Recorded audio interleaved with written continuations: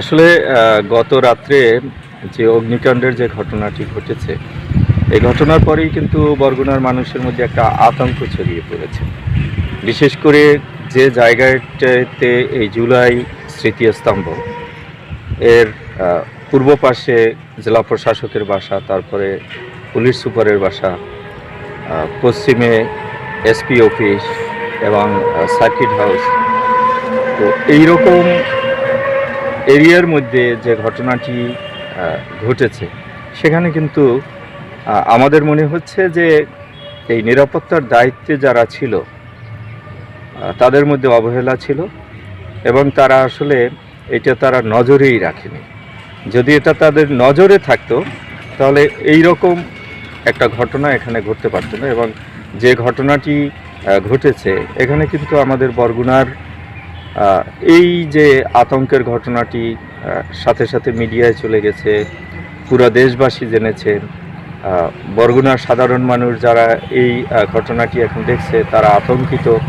এই অবস্থায় একজন সচেতন নাগরিক হিসাবে আমাদের দাবি হচ্ছে যে আসলেই এ ধরনের কোনো কর্মসূচি আসলে যারা নিরাপত্তার দায়িত্বে রয়েছে বা গোয়েন্দা বিভাগের যারা দায়িত্বে রয়েছে তাদেরকে আরও সজাগ হতে হবে এবং তাদেরকে আরও কঠিন পদক্ষেপ বা প্রস্তুতি নিয়ে রাখতে হবে, যাতে করে ভবিষ্যতে আর এই ধরনের কোনো ঘটনা আমাদেরকে দেখতে না হয়। যারা আইনশৃঙ্খলা বাহিনীর দায়িত্বে যারা রয়েছেন তাদেরকেও আমরা জানার চেষ্টা করেছি তাদের কাছ থেকে, কিন্তু তারাও প্রথম দিকে এই ঘটনা ভিডিও ভাইরাল হওয়ার পরে কিন্তু তারা ঘটনাস্থলে এসেছে। আসার পরেও তারা যে বক্তব্যটি দিয়েছে সেটাও কিন্তু অনেকটা দায়সারা, কেন তারা বলেছে যে আমরা এই ধরনের কোনো আলামত দেখছি না। কিন্তু যে কেউ এখানে আসলে যে এখানে যে আগুন দেওয়ার মতো ঘটনা ঘটেছিল এটা কিন্তু যে কেউ একজন সাধারণ মানুষও বুঝতে পারবে। তো অনেক সময় নিজেদের দায় এড়িয়ে বক্তব্য দিয়ে আসলে এই সত্যিকারের কোনো ঘটনা ঢাকা যায় না। আমাদের প্রত্যাশা ছিল যে রাতেই হয়তো এই ঘটনার পরে তারা চিরুনি অভিযান চালাবে এবং এই ঘটনার সাথে যারা জড়িত, এখানে সিসি ক্যামেরা না থাকলেও আশেপাশে তো সিসি ক্যামেরা আছে, তারা তো আর এখান থেকে কোনো না কোনো রাস্তা দিয়ে তাদেরকে যেতে হয়েছে। তো সেই সব জায়গায় কিন্তু সিসি ক্যামেরা রয়েছে, তারা চাইলে কিন্তু সিসি ক্যামেরা দিয়ে যাচাই করে এই ঘটনার সাথে যারা জড়িত তাদেরকে গ্রেপ্তার করতে পারত। বরগুনায় পুরো জেলা শহরে যে প্রশাসনিক এরিয়া যেটা একদম আমাদের কাছেই, এসপি অফিস, আগে থানা ছিল, এই ডিসি অফিস, ডিসি থাকে, ডিসির বাসভবন, এসপির বাসভবন, এইরকম একটা জায়গায় জুলাই স্মৃতিস্তম্ভর মতো আমরা যেইটা থেকে আমরা নূতন করে স্বাধীনতা পেয়েছি সেই জায়গাটায় নিষিদ্ধ সংগঠন ছাত্রলীগ আগুন দিয়ে গেল।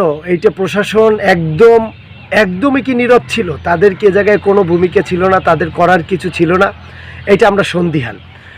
যদি প্রশাসন এই জায়গাটায় ব্যর্থ হয়, সেই সেক্টরে আমরা যারা রাজনীতি করি, রাজনীতির বিভিন্ন দলের রাজনীতি করি, তাদের যদি কিছু করার থাকে সেটা তাদেরও করা দরকার। কিন্তু এটা আমরা মনে হয় বরগুনার প্রশাসন এই জায়গাটায় ব্যর্থ হয়েছে। এইটা একদম বরগুনার যারা এন্টি আওয়ামী লীগ, যারা এই যে জুলাইকে ধারণ করে, ৭১কে ধারণ করে, তারা আসলে এই জায়গাটা ক্লিয়ার হতে পারতেছে না যে এই প্রশাসনিক এরিয়ার মধ্যে কেমন করে আগুন দেয়। তাহলে আমি আন্দোলনের সময় আমি যে কোনো একটা ইউনিয়নে বসে তারপর আমি আমার আন্দোলন পরিচালনা করতাম, কিন্তু বর্তমান প্রেক্ষাপটে ছাত্রলীগ, যুবলীগ, বিভিন্ন মোটের উপর আওয়ামী লীগের যত অঙ্গ সহযোগী সংগঠন ছিল তাদের ম্যাক্সিমামকে আমরা রাস্তাঘাটে চলাফেরা করতে দেখতেছি। এই ঘটনাটা নিশ্চয়ই অন্য কেউ ঘটাইতে আসে নাই, এইটা তাদের ভিতর থেকেই কেউ, যেহেতু পুলিশ আগে যেরকম কঠোর ছিল, আমাদের সাথে অন্যায় করা হয়েছে, আমরা অন্যায়টা করতে বলতেছি না, কিন্তু যারা ভাই ভিকটিম, যারা করতে পারে, এইটা তো বুঝে আপনারা গ্রেপ্তার করতে পারেন, তাদের উপর প্রেশার ক্রিয়েট করতে পারেন। এটা আপনাদের আইনি ব্যবস্থা আপনারা নিচ্ছেন না কেন, এইটা আমরা আসলে বোধগম্য না আমাদের। জুলাই স্মৃতিস্তম্ভ এটা আমাদের আমরা যারা জুলাই ধারণ করি এটা তাদের। এই জায়গাটায় এমন একটা স্তম্ভ হয়েছে যে জায়গায় একটা সিসি ক্যামেরা থাকবে না, এই ব্যর্থতার দায় কারা নিবে? এরকম নিষিদ্ধ ছাত্র সংগঠন ছাত্রলীগ এবং আওয়ামী লীগ যে এই প্রোগ্রামটা ডেকেছে যে তারা সব কিছু সব জায়গায় বিশৃঙ্খলা সৃষ্টি করবে, তো সেটা জানার পরও বরগুনা জেলার পুলিশ প্রশাসন এখানে কেন পুলিশ রাখলো না, এটার জবাবদিহিতা আমরা চাই।